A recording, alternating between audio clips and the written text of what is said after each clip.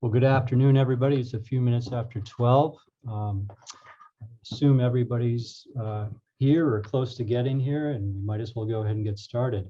My name is Bill Davids. I'm a professor at the University of Maine. And today, thanks again for coming to the webinar titled An Overview of FRP Composite Girder Technology, Performance Advantages, Design, and Deployment.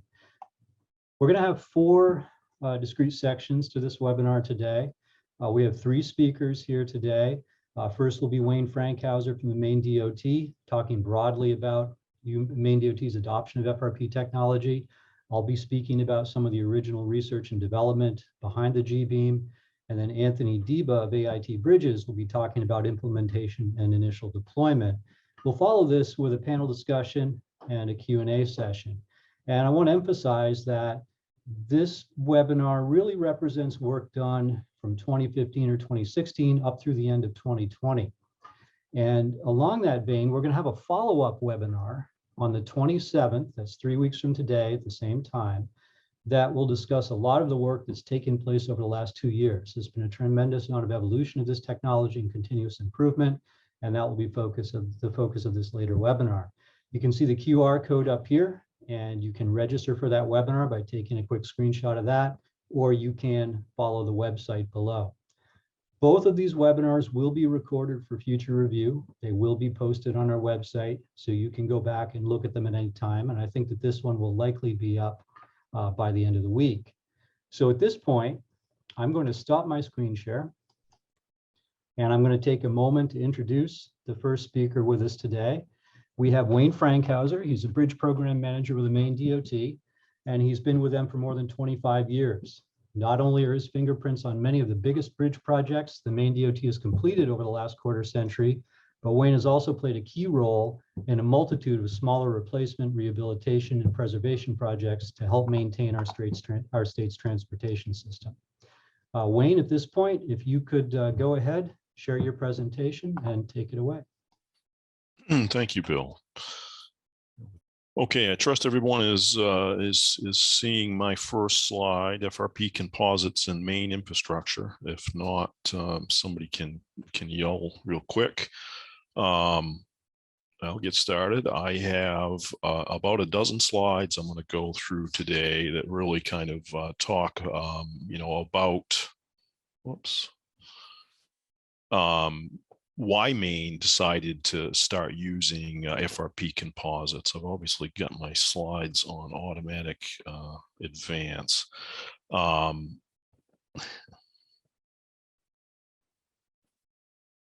So let's try that. So again, about a dozen slides. I'll start out with talking why Maine DOT has adopted using composites.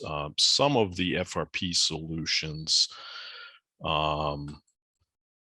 as well as some of the challenges that we see in adopting more use of FRP. So first of all, let me start out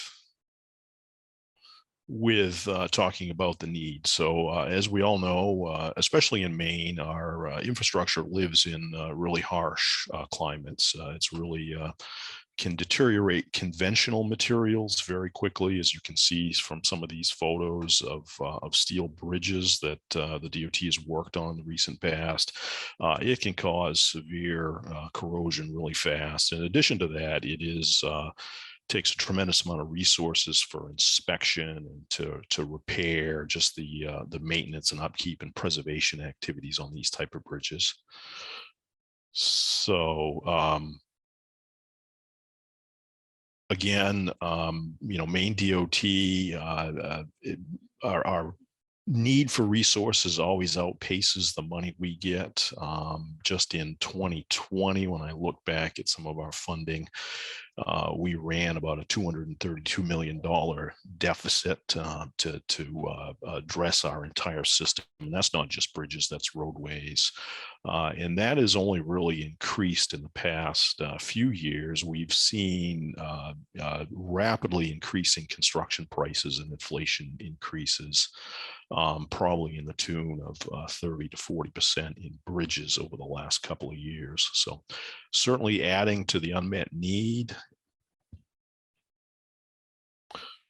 So why does this matter? Well, deferring maintenance can result in very costly bridge replacements. It's much less expensive to address an issue when it's smaller than once it gets really big and it results in a full replacement. There's certainly traffic impacts from load postings and even closures as our bridges deteriorate, and just the resources to inspect and maintain deteriorating bridges is a challenge for us. So why durable bridges? As I'd mentioned, Maine DOT focuses heavily on preservation, but when we do replace a bridge, we do like to build them to last. We find that we're replacing right now a lot of bridges that we think have reached the end of their life really before they should have. We like to see a bridge last at least 75 years, but even better would be 100 or even 100 plus, which we do have some, but we also have a lot of bridges that are in the 60-year range.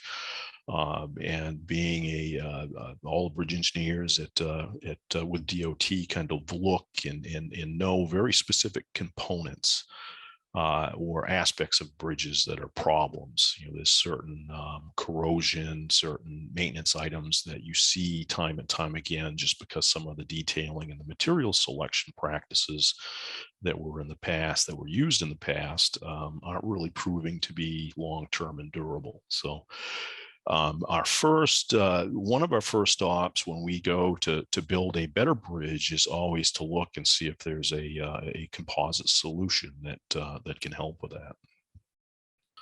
So next, I'm going to go through some of the composite solutions that some of the composite components and structures that we've used at the DOT. I'm going to go through these pretty fast because I know there will be some follow-up, particularly on the G-beam a little bit later on. So, Maine DOT started quite a while ago looking at the composite arch systems, often known as the bridge in a backpack, that was developed. We've been doing those for a few years now, quite a few years now, in fact. The photo in the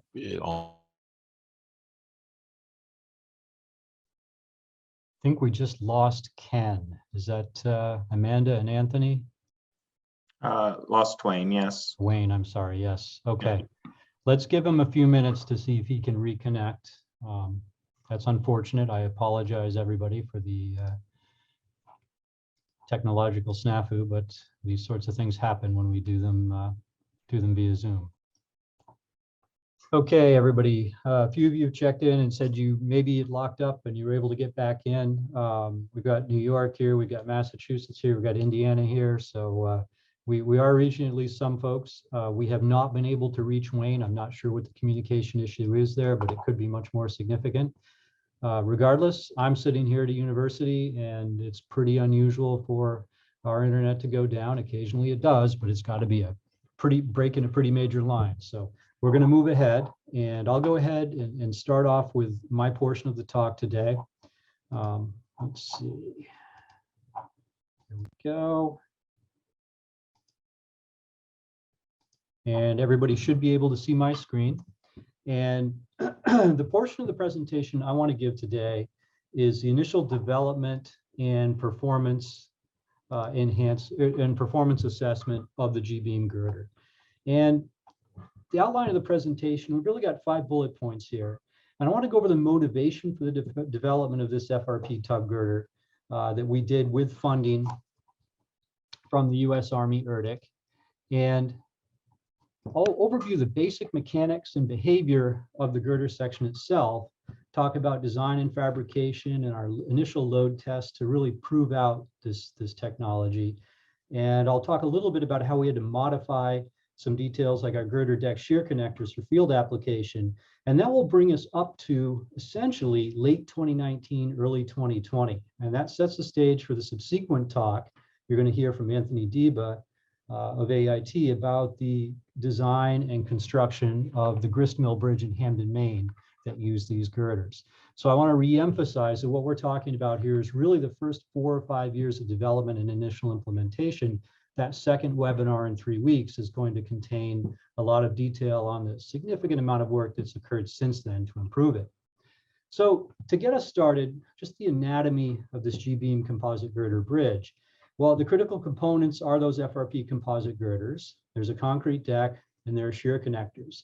And you can see from that cross section on the lower left of the slide that FRP composite G-beam is hollow. It's not filled with concrete, only at the very ends where we might have an integral concrete cap beam over the abutments or cross beam diaphragm. And it's connected to the concrete deck. We'll get into some more details about that in a moment. So it behaves compositely with a deck, and that is very important for the stiffness and strength of the cross section. And it's a direct substitute for a steel or concrete girder. And it's really suitable at this point for simple spans of up to about 100 feet. You could probably push it further than that. It just becomes an issue of how large of a beam do you want to infuse. There's no real requirement that it be less than 100, but it's really targeted at short to medium span, simple span bridges. And the picture on the lower right is that Gristmill Bridge in Hamden, Maine. You'll hear a bit more about, quite a bit more about in the third presentation today. And it's a really nice looking bridge. That picture was taken in the summer of 2021. That bridge was completed in December of 2020. And that's got girders spaced at about 6 feet on center. It's a 5 girder, 2-lane bridge with a sidewalk. And it looks pretty much like any other girder bridge. And that's a real big advantage for the system. Now, development drivers for this, you saw Wayne at the beginning of his talk about corrosion. Well, that's a big deal, especially in a place like Maine. A lot of de-icing salts, chemicals, coastal areas, especially places like Florida, the Gulf Coast, have issues with corrosion when they're close to the ocean. Minimal maintenance. These girders aren't painted. You can use a pigmented resin to achieve pretty much any color you want. Fairly simple deck replacement compared to a conventional steel girder bridge or concrete girder because of how the shear connectors are installed. And of course, that steel girder, subject to corrosion, maintenance, difficult deck replacement because of the welded headed shear studs on there. But one thing that it has played out, and it's very important here actually, is the way that these girders nest and they're lightweight. As a result, 12 to 16 of these girders can be, at 70 feet long, can be shipped in a single truckload, as opposed to maybe 4 or 5 70-foot steel girders on one truck. And when it comes to placing the girders, that lightweight translates into the use of an inexpensive crane, oftentimes one crane where maybe normally 2 would need to be used with a steel bridge, let alone a concrete bridge. And again, you'll see how that played out with Gristmill a little bit later. Now, when it comes to the design of that G-beam girder, we're looking at the same basic limit states that we do with any slab-on girder bridge, right? We have to have moment capacity, shear strength, and we probably got a deflection limitation we need to meet, say L over 800 for live load deflection, a typical ASHTO value. Now, with a steel girder, when we talk about moment capacity, we all know we've got bottom flange dimensions. We can change thickness and or width, girder depth, and yield strength. Shear strength is governed by web thickness, girder depth, and yield strength. And web thickness, well, we may increase that to prevent buckling, but the stresses might be low. It can be a materially inefficient solution. For one that's more materially efficient, well, we're going to be welding stiffeners and developing tension field action. And of course, with deflection, bottom flange dimensions, girder depth are the primary drivers of the cross-sectional moment of inertia. So those are our variables if we need to meet a deflection requirement. We have a little more flexibility with a composite girder. So when it comes to bending strength, when we want to achieve a certain bending resistance VMN, we've got carbon fiber in the bottom flange. It's a hybrid section. It's carbon and glass. That unidirectional carbon is high modulus, high strength, and we can add more where we need it when we want to increase the stiffness and the strength of that girder and carry the flexural bending stresses. Our web shear strength, that's being carried by plus minus 45 E-glass fabric. And we have some more flexibility there. You can see in the cross section that that web has a foam core.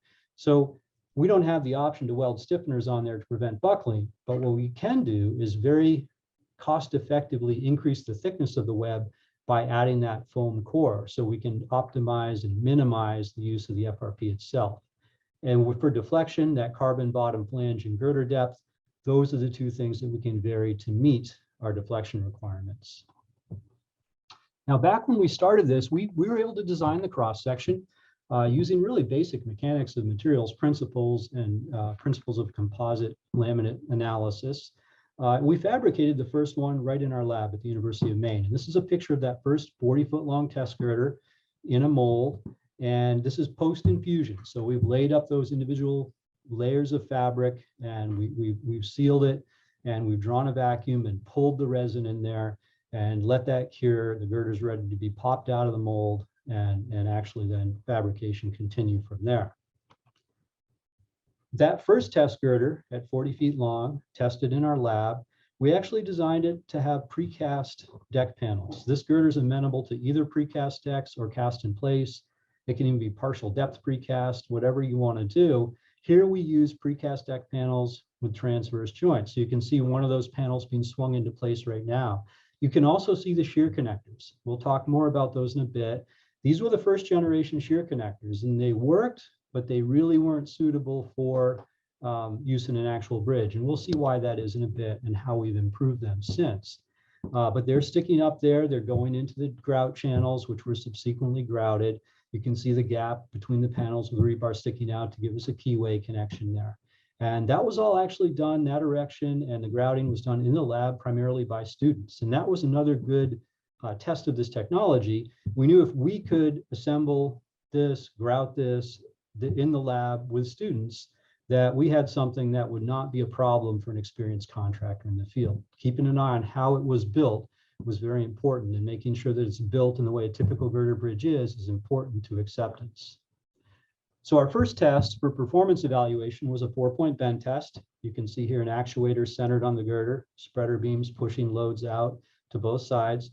We measured a lot of things, but really critical were flexural strains in that girder at mid spans. We had a number of strain gauges on the FRP as well as the reinforcing bars in the deck, so we get a full picture of the bending strains over the depth of the section.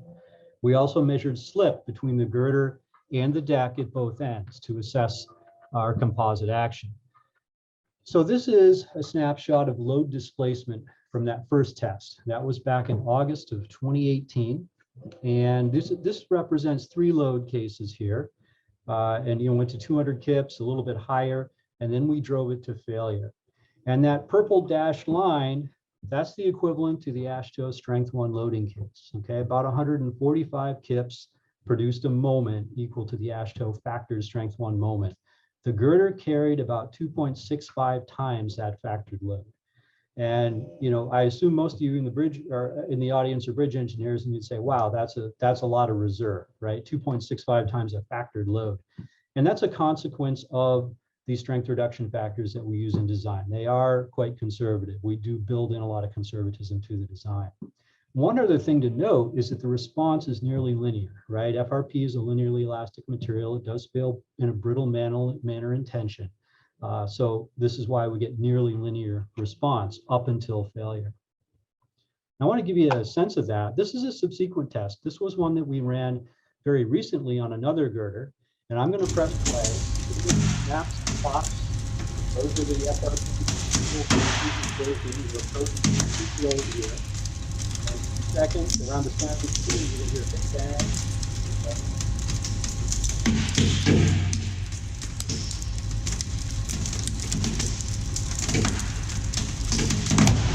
Bang. Okay, so that is tensile rupture of that carbon fiber bottom flange, and that's occurring at several times the factored load on this girder. Again, very large factor of safety. And so that's consistent. And you can also see there's very little cracking of the deck here. You see a few small hairline cracks, but again, it's all consistent with that nearly linearly elastic response. And in fact, when we go back to the very first test we ran and we look at the strains measured over the depth of the cross section, this is a plot. The vertical axis is over the depth of the cross section. The horizontal axis are the measured microstrains. The red dots are the data points. That's right at failure, peak load. Those are the measured strains. And you can see they fall almost on a perfect straight line, which we'd expect. And you can see the purple line is actually what our design calculations predicted. And in fact, because it's linearly elastic, we can even use a simple equation like MC over I and get very close to what we actually observed. And that calculation is shown there. I'm showing you the calculation of MC over I with nominal material properties and a predicted microstrain of about 9,000. which was very close to what we observed at failure. The other thing to note is because that's a nice single straight line all the way up through the girder and the deck, that tells us that we have really good composite action. Those shear connectors are working. We're not getting any significant relative slip between the girder and the deck, and that's very important. And to back that up, this is a plot of actuator load in that test versus measured slip between the concrete deck and the top flange of the girder. And you can see that those slips are very small, fractions of a millimeter, up until we got to the failure load, and we did see some punching out at the end of the deck and some slip, but still under 2 millimeters at one end. Now, those shear connectors that we used, the first generation shear connectors, they worked, but they were overly complicated and they had some other issues. And you can see here that they were actually a threaded rod with 3 nuts on them, and there was a threaded insert in the flange. They were difficult to fabricate, difficult to build, required closely toleranced holes machined in there in the flanges. And we looked at that and we thought that might not be a good detail for fatigue. So we ran a bunch of shear block tests, which are shown in the picture on the right, where we have a couple of threaded rods sticking out of a concrete block. They represent the shear studs in the deck. We have FRP plates that represent the top flanges, and we do a compression shear. We put shear down on we put a compression force on the top. It's distributed equally to the 2 plates, and we can produce a known shear flow at the concrete FRP interface. We were targeting 6 million cycles of load that would correspond to an AASHTO fatigue 1 infinite load, infinite fatigue life. We didn't get anywhere near that. They failed prematurely in fatigue. So we spent a fair amount of time refining that connector. And the second generation shear connector is what we first came up with. And in this case, we got the threads out of the shear plane. We used an A490 bolt, and still a bearing type connector. That bolt is bearing on the flanges of the girder, but with a single nut and just the bolt serving as a head on the stud. And by going to an A490, we were able to successfully demonstrate that this had infinite fatigue life. We could cycle it for 6 million cycles at a full factored fatigue 1 loading. And even post-fatigue, as shown in the plot here, it had the static strength required of 14 kips. That would have been the strength 1 load case based on shear flow, and they carried almost 3 times that. So we did come up with, ultimately, in our first go-around, a connector that was field implementable, shall we say. It had the strength and it had the fatigue resistance. So at this point, this takes us through about late 2019, and what we concluded is our initial concept's viable. It's been well optimized. We did need to improve our shear connectors before field deployment, but we did that. We came up with one that was viable. The concept to deployment time of 5 years is very short, and I see Wayne is back with us, and I'm going to turn this back over to him in just a minute. But we've had a strong partnership with both AIT Bridges, who's commercialized this, and Maine DOT and prior experience. And that's what allowed us to take this from an idea in 2015 to a bridge that you'll soon learn about in 2020. And that early focus on constructability with standard methods also contributed a lot to that. And you will see a lot more about that when Anthony talks about the Gristmill Bridge. Having said all that, there was still at that time significant room for improvement. Our shear connectors performed well, but we can do better. We knew we could make them more efficient. We knew we could make them more effective, and we've done that, and that will be discussed in the subsequent webinar. We also want to improve our knowledge of in-service behavior, web shear capacity, and creep response, and those will also be topics we'll be going into in 3 weeks. And we wanted to reduce our girder manufacturing time and cost. So I want to, before we move on, acknowledge, of course, there are many contributors to this work, both what we've done and what's ongoing. Some of the names highlighted here in red are those that have done the most. And we've got folks down at AIT who are working on this every day. And I do want to point out that, 4 of the names you see up here are, or 3 of them are grad students, so we rely very heavily on our students as part of this basic research and development. So I'm going to go ahead and stop my share. And I'm going to ask Wayne to come back on. And Wayne, I'll let you know that it wasn't just you. There was a wider outage. We lost a number of people, but some were able to stick with us. Some got kicked out and have come back in. But I'm going to let you take over, and then when you're done, you stop, and I will introduce Anthony, and he can go from there. Okay? So did you hear any of, I made it through the entire presentation. Okay. No, you were on. Once you pull up your slides, I'll stay live Okay. for a minute, and I'll tell you where you stopped. Okay. I think you're on about slide 4. Start with 4, and I'll tell you where you were. That's okay, because I was having major technical Okay. And difficulties. your next slide. Anyway. Go to your next one.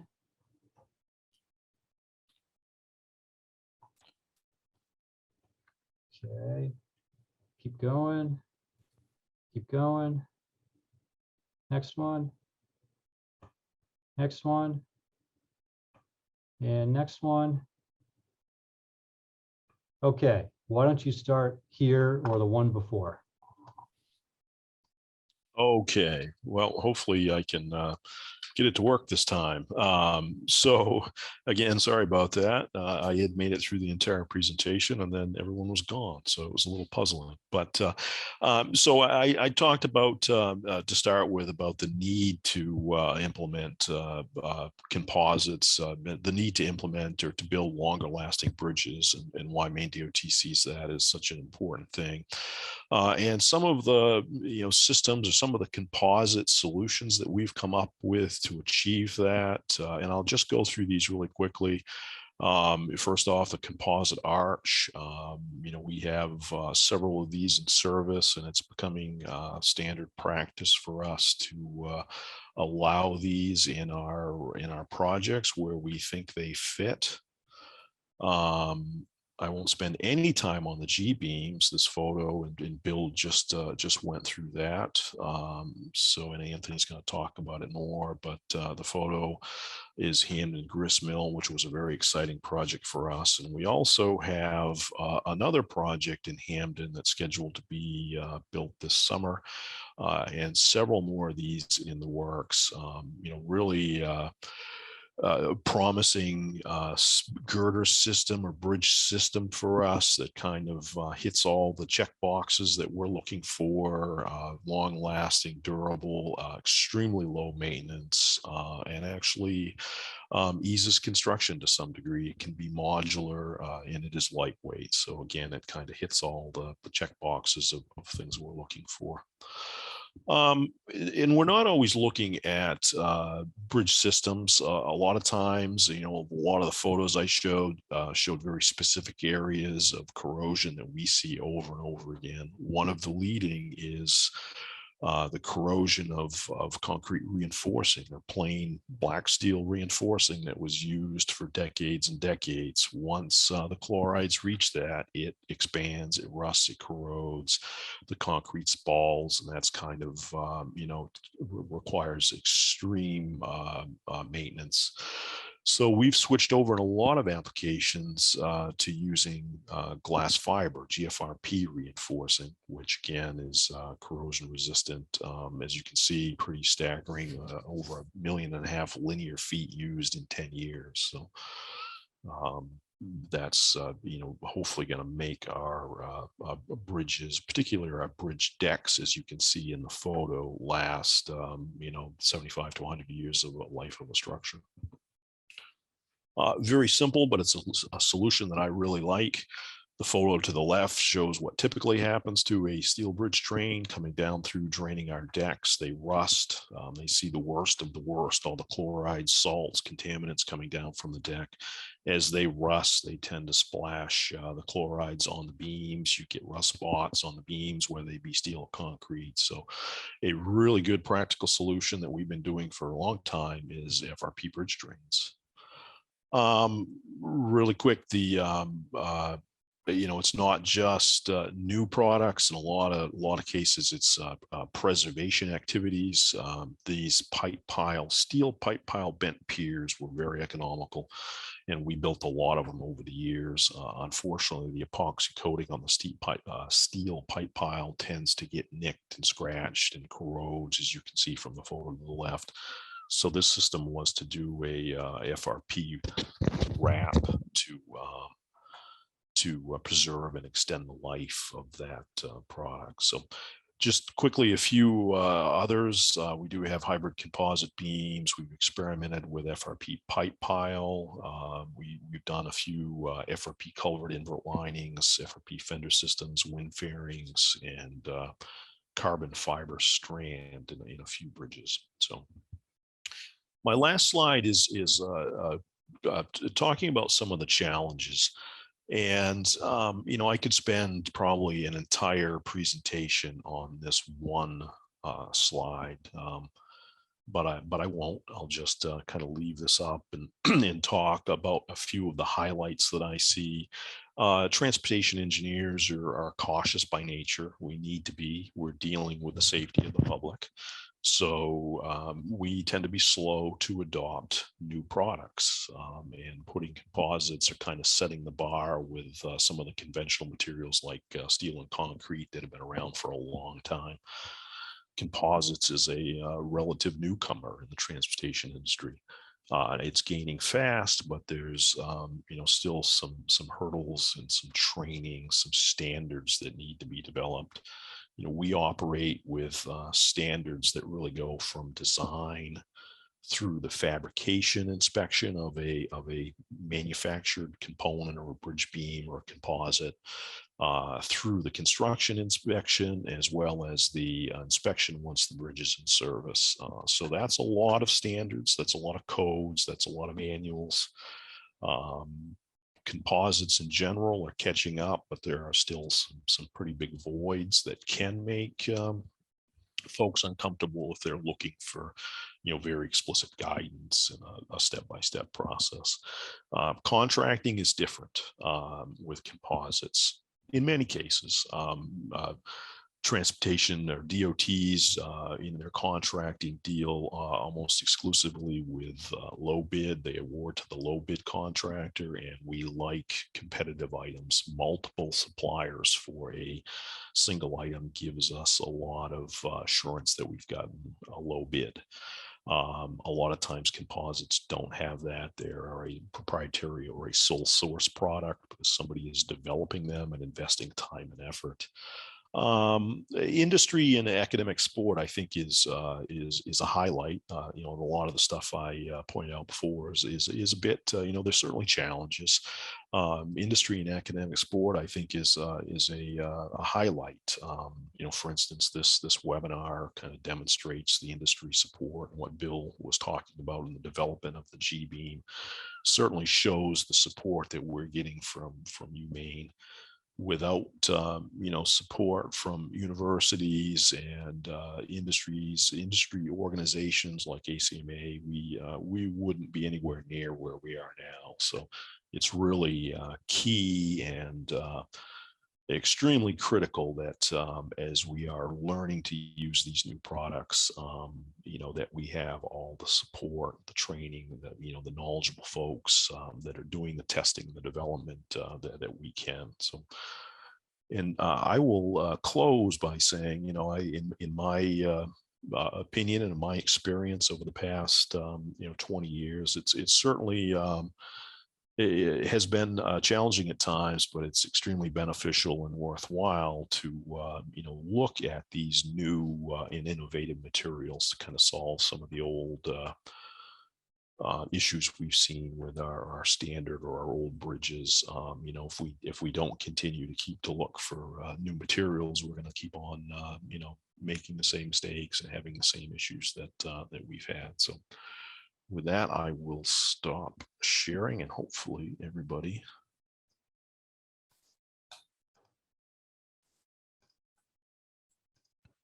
heard that this time.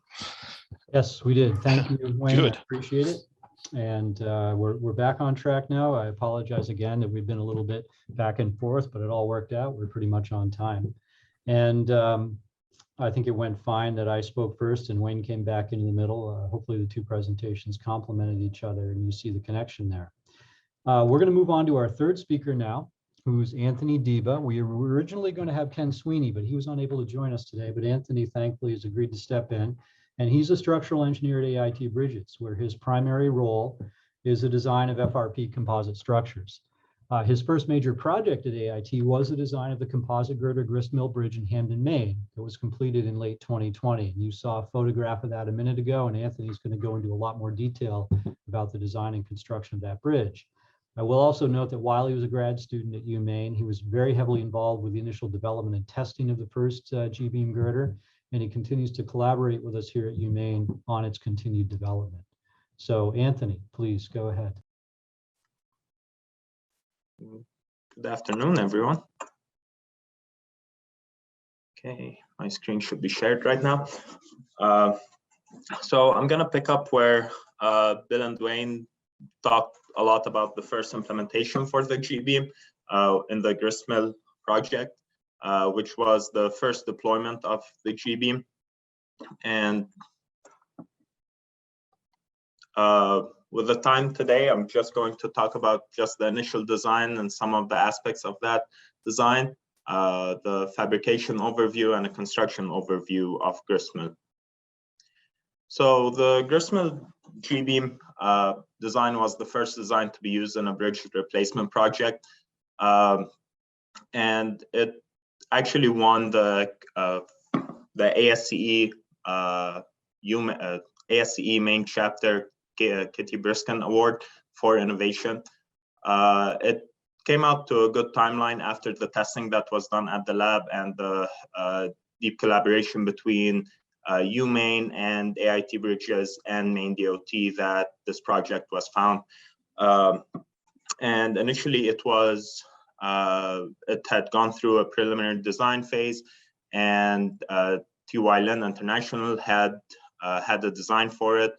But then when we came with this design, TY Lin also gracefully worked with us to help implement this new technology in the project, even though they were a bit ahead in the design phase. It came out to be a really good demonstration of the bridge. And on the left, you can see the picture of the old bridge that was there. And on the right is the new bridge with G-beam. So this is the project site. It's a 75-foot span with the road having a vertical curve profile and a horizontal curve. The girders were straight, the abutments were at a 15-degree skew. So there were some geometrical challenges, but again, with what Bill was talking about is that even though we wanted to introduce something innovative into the market, we wanted an experienced contractor to be able to use it just as they would use any other steel or concrete girder. So this is a quick overview of what the design entailed. It's actually a 75-foot center line bearing, which made the cut profile of the girder at about 7.6 feet. The depth of this was 4'2", including the cover plate. Initially, we were going back and forth on the span to depth ratio, and ended up with a slightly deeper section than what this span would need. But it worked out eventually. And span to depth is still a thing that very much depends on the site, even with the projects that we are doing right now. As I said, it's a 15-degree skew. Total superstructure depth with the concrete deck was 5'1", and the total superstructure width was 40 feet and 4 inches, and that included 2 11-foot lanes, a sidewalk, and 2 shoulders. The centerline spacing of the girders was at 8'1", which is very in line with what you'd see in typical steel or concrete bulk girders. And we had 5 girders, and the project or the girders were modeled with boundary conditions of pin roller, even with the concrete back wall that was kind of like a semi-integral abutment design. One thing that is, one of the pros of using composites is that we can do some material optimization, whereby since this is a simple span, you would know that the moments are higher, towards midspan, and then they decrease as you go towards the bearings. However, your shear load or shear requirement goes up. And so the girder was designed so that the webs are thicker, which means that they can take on higher shear loads at around the abutments. And then we reduce the number of layers in the web as we go towards midspan, all while increasing the number of layers in the bottom flange, which increases the moment capacity. Now you can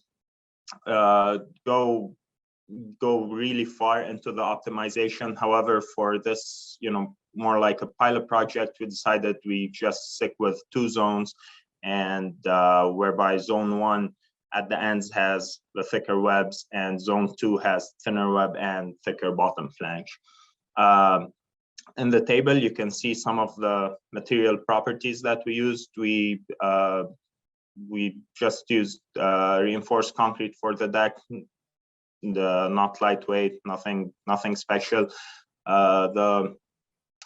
We had the wearing surface with wearing surface on the deck, and we had utilities hanging from the girders, as you saw in the pictures.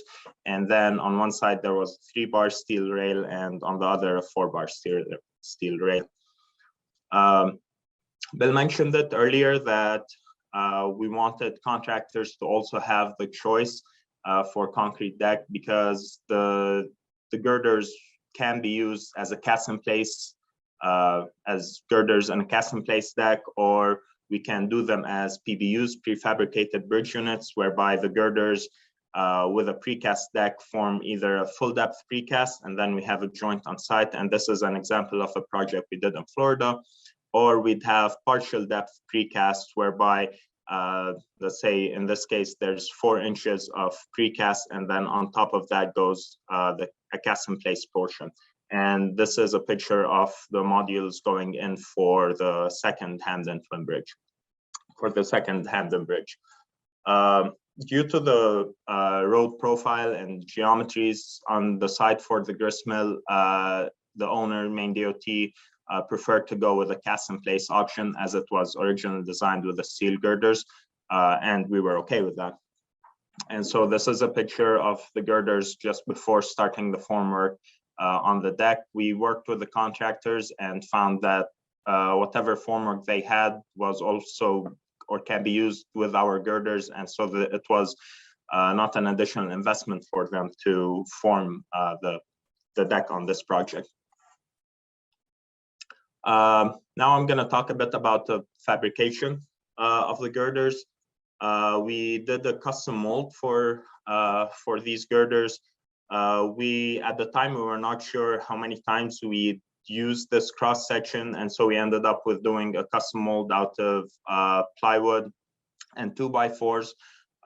It was a good use of mold. However, it's not for doing 100 or more parts, and so it was just enough for a project or 2. And this was the mold as it was being erected. This space we have in Brewer, and we still have this manufacturing place. This is where we're at today.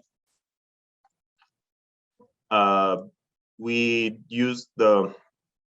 did a layup of each individual layer of glass and carbon fiber. We used off-the-shelf materials for the glass and carbon. This helps with reducing the price a bit, but also just material availability.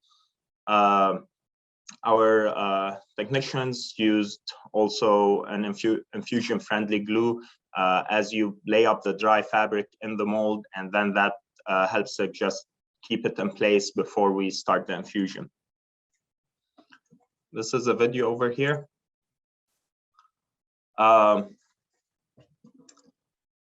Unfortunately, we did not have as good of a time lapse for the gristmill, but this is a time lapse of another project with the steel mold that we have.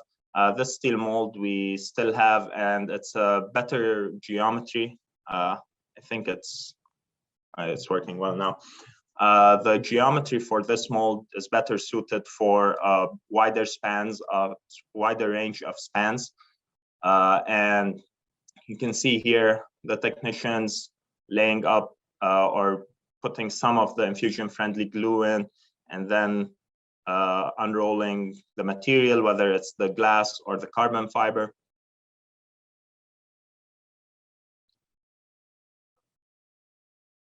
And so after that, we use basically vacuum-assisted resin transfer process to infuse this dry layup or dry stack. And once the materials are in place, we add flow media and infusion consumables on top of that. And once everything is in place, we put the vacuum bag on top and we prep for the infusion. So all of these, the green and blue, just come off after the infusion. Using the vacuum infusion process helps for a decently controlled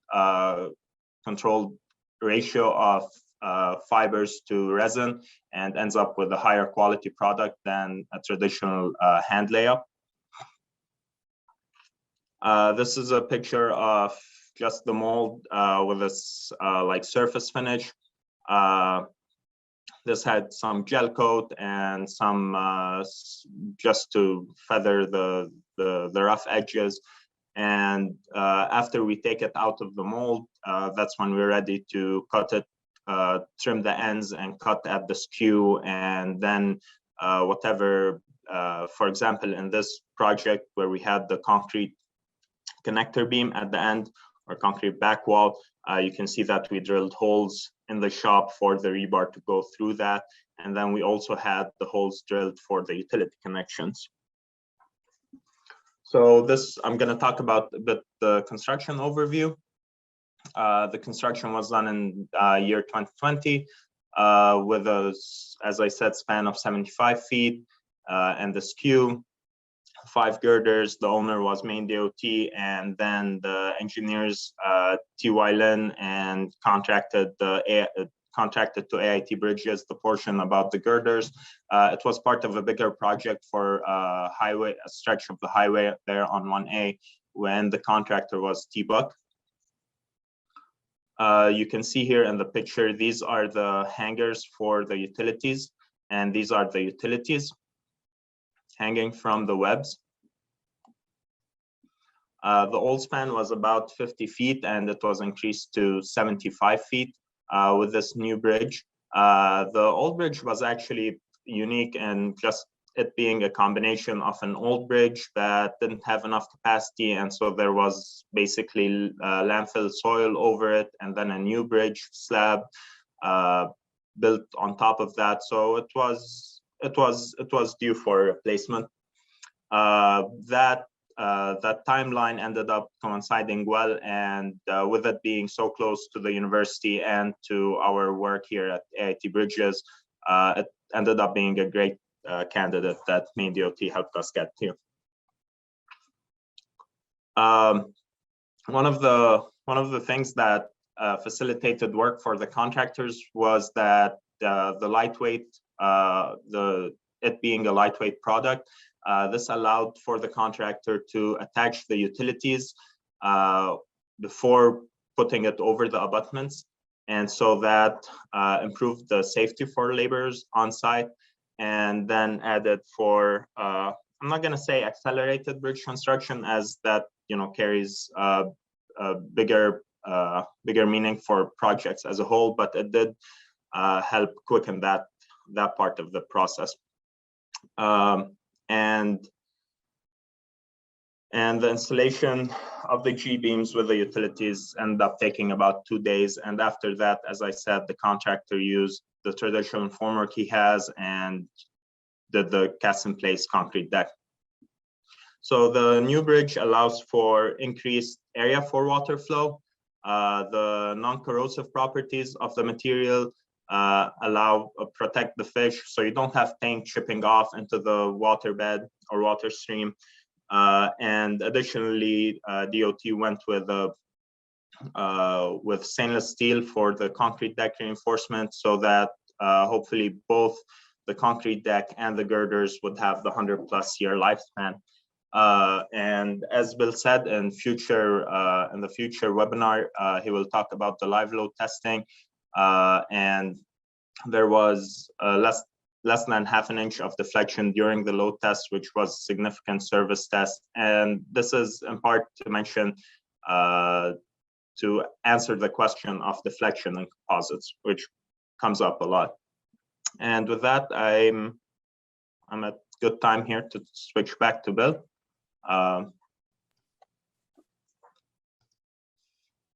Okay, thanks, Anthony. So yeah, we're doing well time-wise. We're on track. I encourage everybody to go ahead. Any questions you've got, please put them in the Q&A. And I see a couple here that we can address. So the first one, are the Europeans ahead of us in FRP use in bridges? And I guess there are a couple of ways to look at that. One is I have no idea whether they put out more volume or weight of FRP per capita than the US, right? So if maybe they're ahead, maybe they're behind in terms of actual use, I couldn't say. What I can say with a high degree of certainty is that this G-beam girder in particular is quite novel, okay? There are a couple other girder bridges, FRP girder bridges, true girders around the world that are similar to it. There's similar in some ways, but ours is still quite dissimilar. It's pretty unique. There's one in Texas. It's got a very different shear transfer mechanism. One was done in Spain a few years ago, maybe 6 or 7 or even 10. One was done much more recently in Poland, and that's the one that's most similar to ours, but it has a very different shear connector. And I can say that in terms of, and I'm talking strictly highway girder bridges, not pedestrian bridges. I can say that, yeah, I think we're doing pretty much, we're certainly doing work on par with what you're seeing in Europe.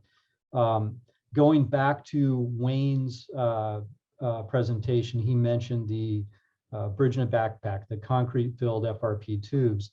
Those were also developed here at UMaine. The first one went out, it was 2009 or 2010.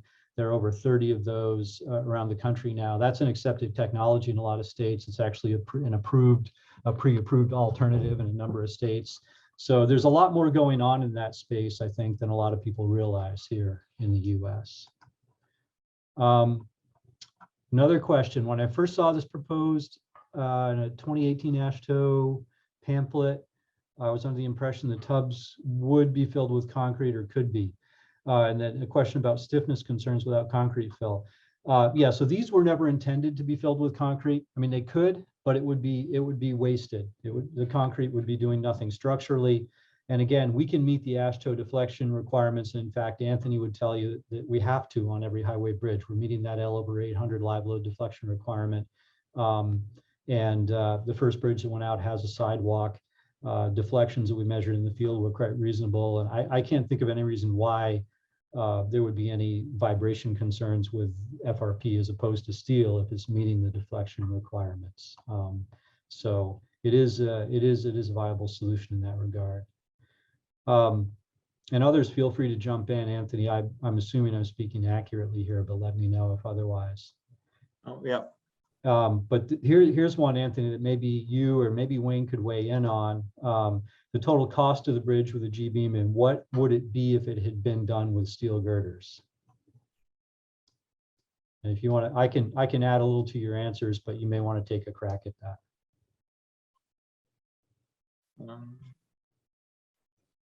I didn't sell it. Right?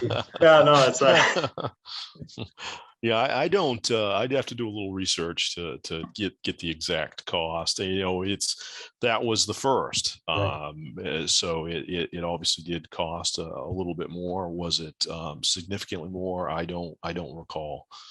I think it was competitive, considering the fact that it was the first of its kind. Yeah, I would like to add that.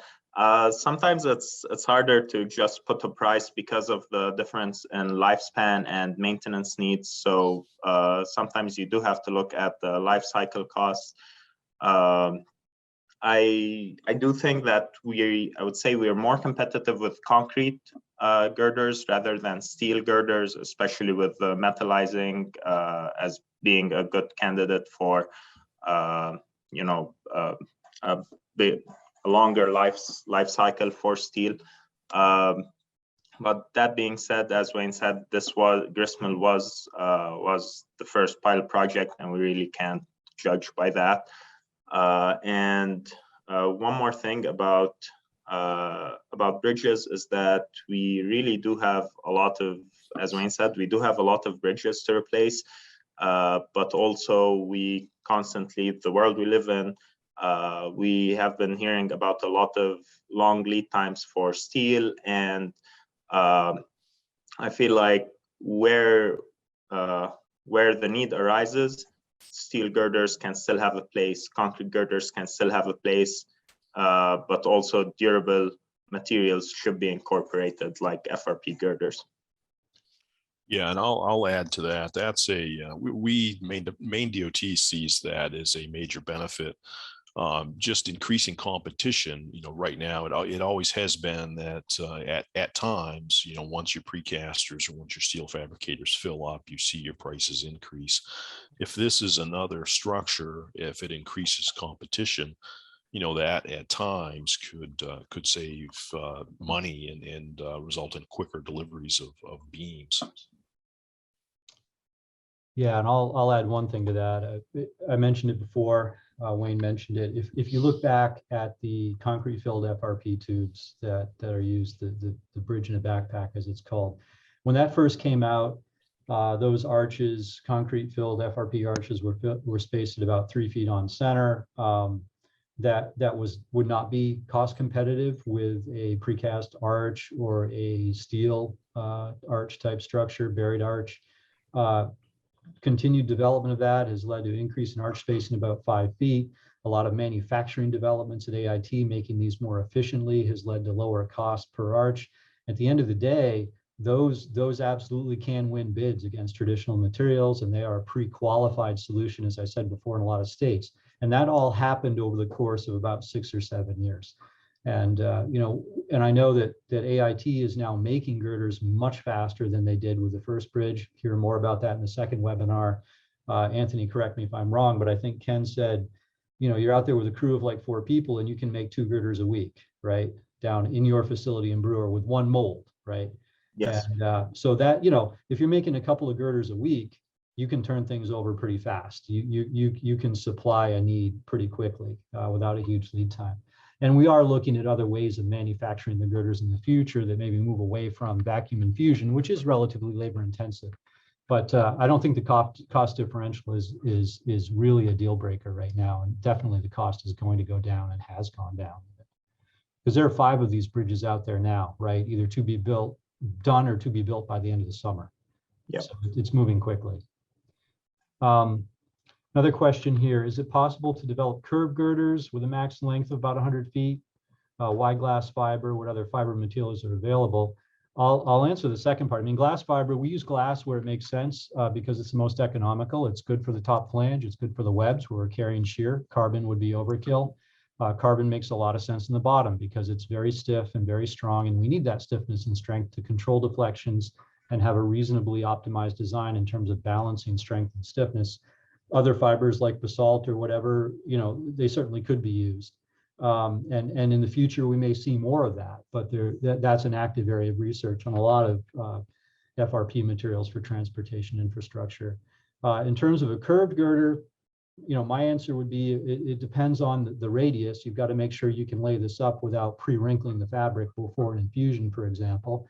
But other than that, I think, Anthony, maybe you could weigh in on what your thoughts are on the feasibility of a curved girder. I think it will end up with the complexity of the mold. As we are still collaborating with UMaine, and as UMaine, specifically ASCEC, is working on improving the 3D printed technology for mold making, I think it can be a possibility. And then we can always use better materials that will curve around bends. But as with any other, like Wayne said, in structural engineering, you want to take it slow and see how it goes. And I would assume anything that we try to do with curved, we'd have to include some more FEA into the design process. Yeah, certainly curb girder design is a lot more complex. So here's a question. I'm just going down through these in order. Would A325s have worked as shear connectors similar to A490s? And some states, including New York, restrict the use of A490s. That's a really good question. And the reason we jumped to A490s over A325s was very simple. We wanted to get this out there, and we knew that an A490 would have the fatigue resistance and that type of direct shear connection where the bolt is carrying the shear. So we went to that to make sure we had a viable solution. And that's what was used in the Gristmill bridge. Now, there are advantages to A325s. For example, they can be galvanized, A490s typically not. But it's actually all moot right now. We can use almost anything in there, including stainless steel and perhaps even GFRP, because we've drastically changed the shear connector. The shear connector that was used in Hamden is perfectly fine and adequate, but I suspect it will never be used again. We've moved to more of a friction type connection, and that will be covered in more detail in the next presentation. So what you saw today was just the beginning. So question about UV light causing breakdown. And I mean, I know, Anthony, you may want to weigh in, but you're using the UV inhibitor in the resin itself, right? So with that is done for durability. You don't need to paint it. You don't need to worry about that, right? Yeah, exactly. The resin system we use has UV inhibitors, but also the environmental testing done on FRP materials and at ASCC, but also worldwide through research, shows that the reduction factors that we use for environmental or for properties after environmental exposure show that we will have reserve capacity even with the worst kind of exposure in that 100-year lifespan. Yeah, and I was involved in a lot of that. Oh, sorry, Anthony. And additionally, we've been looking at different materials that we have as the first layer basically in the mold, which would be the outer layer in the girder. And we've been using some opaque materials so that even if the resin has some discoloration, the structural layers behind that layer are still good. Yeah, and I was involved in some of that research on the material durability of Maine, and so those, Anthony's right, we've done a lot of testing on that ourselves, and the resins are also designed to be very durable in their own right. So we're using a really high grade resin, vinyl ester design for an exterior use too. Okay, so this one's a long one. It's got 4 questions. So can you elaborate on the shear stress built up between the glass and carbon due to thermal actions, given significant difference in CTE between the two materials? I can't actually give you a direct answer on that one. I can't say that's a calculation we've done. I will say that there's a really, really large factor of safety built into all of this, as you saw from those load displacement plots and the ultimate failure. So this isn't something that we're really too concerned about with these, because there is so much residual capacity built into them. Anthony, I don't know if you want to add anything to that. No, yeah, that, as you said, been going through research on that. Yep. And I presume you use a polyester matrix. Actually, it's a vinyl ester, so it's closer to an epoxy. And requirements on fire, fire is something that does come up. I know AIT faces this question on occasion. Would not really been an issue with Hamden as a bridge over water. But if you need to, I mean, they can be coated. There are materials that can be put on there to protect them.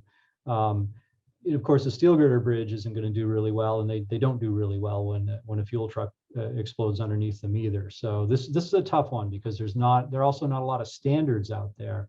Really none in AASHTO as far as I'm aware of. Anthony, you may want to chime in here as well. Yeah, exactly. I mean, in states where bridge or fires under bridges happen, they deal with it after the fact and they don't design for it. Just talks to how rare it can be, but it can happen. And there has been a fire test actually for the arches. We haven't done anything for the girders yet. the need arises, I think we can do the research, and there are some good candidates for materials that we can use. The arches, back when they were tested, did perform very well, and still carried, I think, 80% of their capacity after that fire test. I don't remember. I was there during the fire test. They did really well. You know, we had them in an insulated box with I think it was a 1 million BTU oil burner, and we were pushing temperatures up, you know, around 1,000 degrees F on that. Yeah, and then as far as something that is more likely to happen in some states, which is forest fire, even though it's very bad, the forest fire usually goes by a bit faster than a structural fire, and so the need or requirement would be easier, and they already have resins that are being used for utility poles that can handle forest fires, basically. Okay. And also, can you elaborate on how the new shear connectors ease concrete deck replacement? Essentially, at the bottom, you've always got a nut that you could take off. And if you had to, worst case scenario, cut that stud off flush with the bottom of the top flange, then all you've got to worry about is breaking bond, if there is any, between the concrete deck and the girder. And you could transversely saw cut sections of deck and pick them off. So you don't have to get the stud out of the deck to get the stud and deck together off the girder at the end of the day. One thing we did early on with our shear connector tests that will the mechanical, or the friction type connectors that we'll talk about in the next webinar, we also looked at specifically introducing a bond breaker, having a bond breaker between the deck and the girder, and verifying that the shear connection still worked even with a bond breaker. So there's that option too. You could actually have a bond breaker on those top flanges and the studs, and that would make it that much easier to get it off in the future. Number 4 is an inspection program set by the Maine DOT. And of course, while the Maine DOT inspects bridges every couple of years, and we've also had Maine DOT folks up at the University of Maine for training on FRP composites, both manufacturing for QC and also inspection related thing. And maybe Wayne can weigh in a bit more with the DOT perspective on inspections. Yeah, I think, Bill, you hit it. It just now falls under our normal every 2-year bridge inspection cycle. So right now there's a lot of other folks looking at it too. So it's pretty comfortable of its condition. Okay, and here's one, Anthony, that maybe you have an answer for. Can a portal be designed into the ends to allow for interior inspection?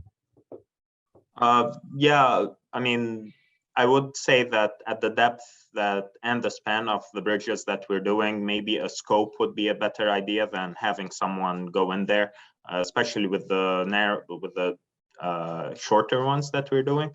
But this goes, there's another question later on about water intrusion. If water seeps in the girder, we are putting in drainage holes in these girders. And so those drainage holes can be even used for a scope to go in there.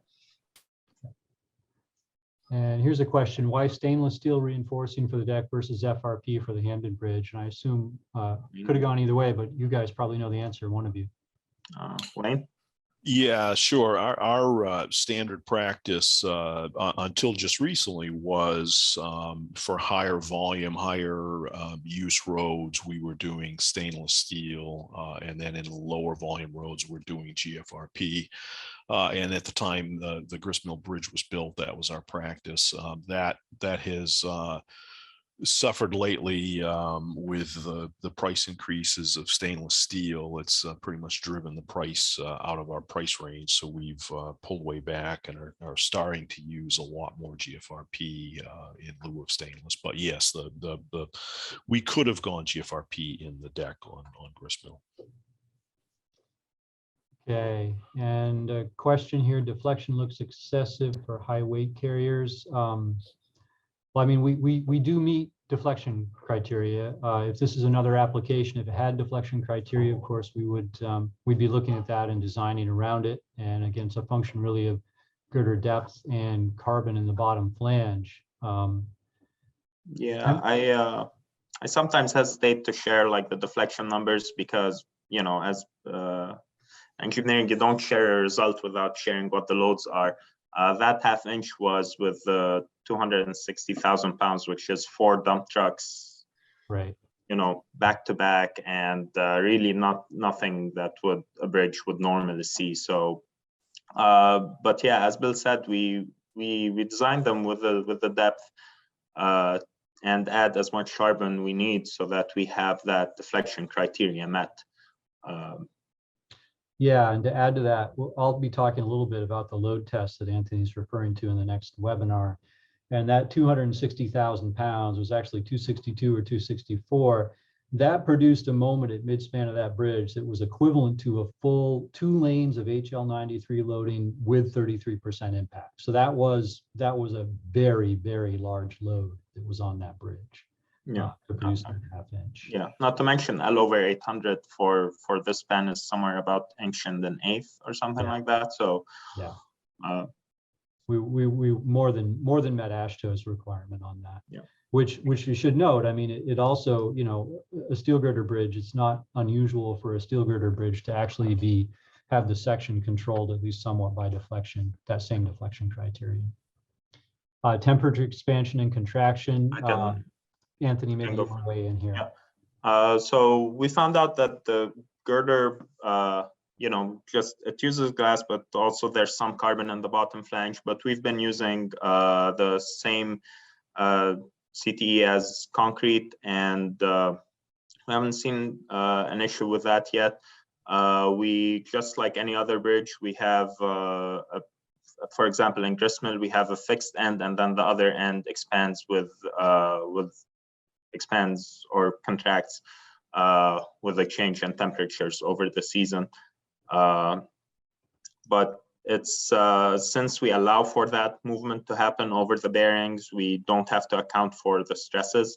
We did briefly look, TY Lin was considering having it fixed on both ends. So we did look at what kind of forces would that put into the girders, and those could have still been manageable. But I think a better practice is to allow for that movement to happen, just like you do on other bridges.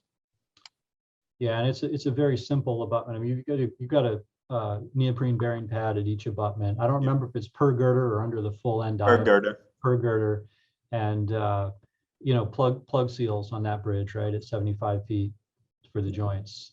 So it's a very, very straightforward system. Nothing unusual there. You could bid G-beam and others as options to directly compete with steel and concrete. Yeah, absolutely.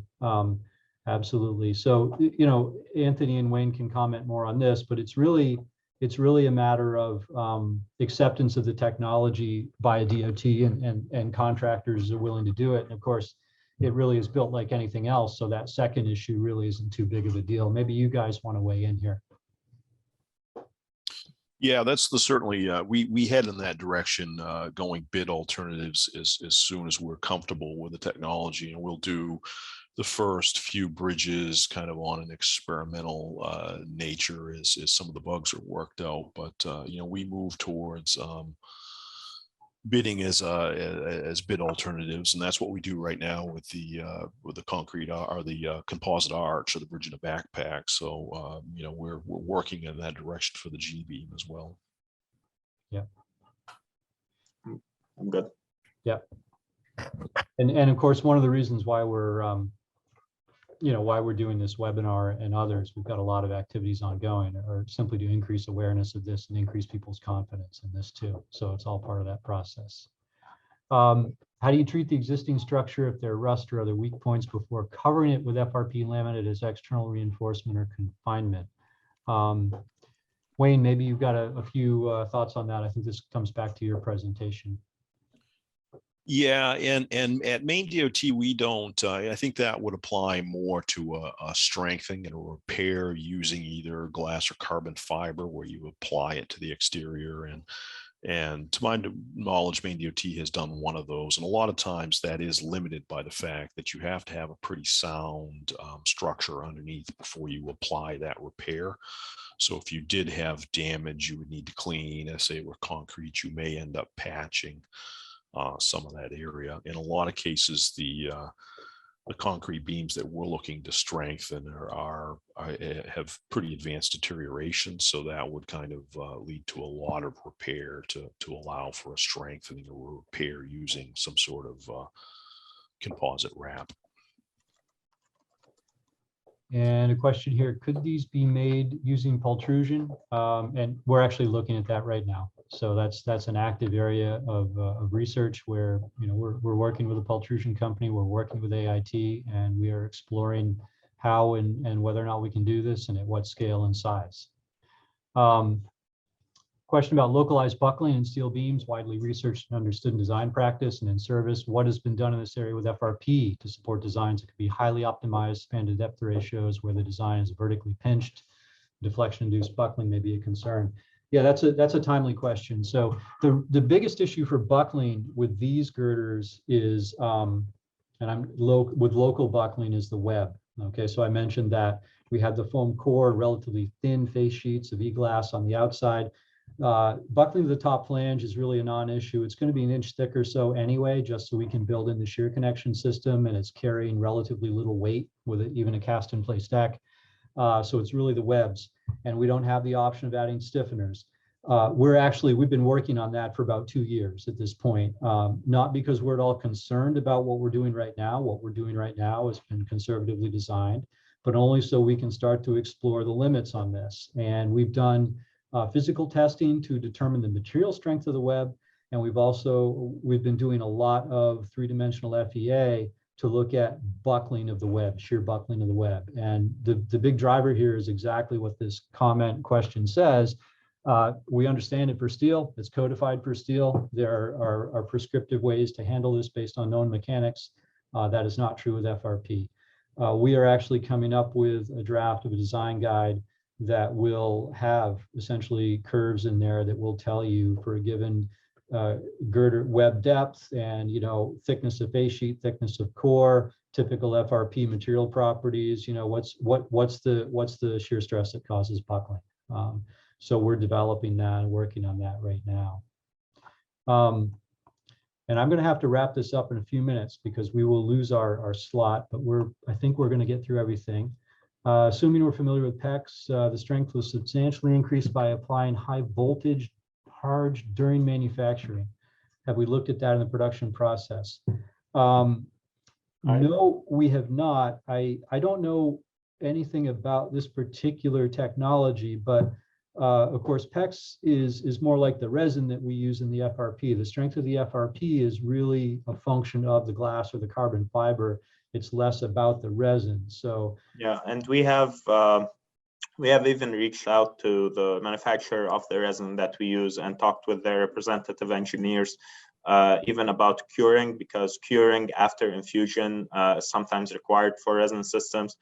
For this particular resin system, it does not add any structural or it does not enhance structural properties of the material as a whole. And so that was a relief, because otherwise we'd have to build a 75-foot oven basically. But I would like to read up on that. But again, most of the structural strength comes from the fibers itself, and then anything to improve the environmental durability of the resin, we are always open to doing the research and looking it up. Okay, and I think we've worked through everything here. Hopefully we've answered the questions to everybody's satisfaction. We're just about out of time as well. I want to take a moment just to thank everybody for attending. I appreciate your time today. Hopefully it was beneficial for everybody. I'll apologize again for the technical issues we faced, but I think we worked through them probably, if not gracefully as we could anyway. And Wayne got to give his talk 1.75 times, so he's especially happy, right? But anyway, yeah, thanks again for attending. Thanks to Anthony and Wayne both for their contributions to this, all the folks at ASCC that helped organize it. I'll point out that we have a few open slots for an in-person workshop here at UMaine, August 8th through 9th, and that's going to feature not just more in-depth talks and discussions from not just us, but others in industry on FRP in infrastructure, but it's also going to include some field visits to some of these projects, both the concrete filled arches, the bridge in the backpack, as well as the Hamden Girder Bridge. And I know we have a second one under construction. So there's a lot going on here, a lot of things you could actually get your hands on as well. If you're interested in that, please contact TIDC at MaineDOT.edu. So that would be the email address. And you can certainly find contact information on the TIDC's website. And if you want to come, please let us know, and somebody will get back to you on that. Okay. Thanks very much for attending, everybody. And hopefully we will see you again in 3 weeks for the follow-up.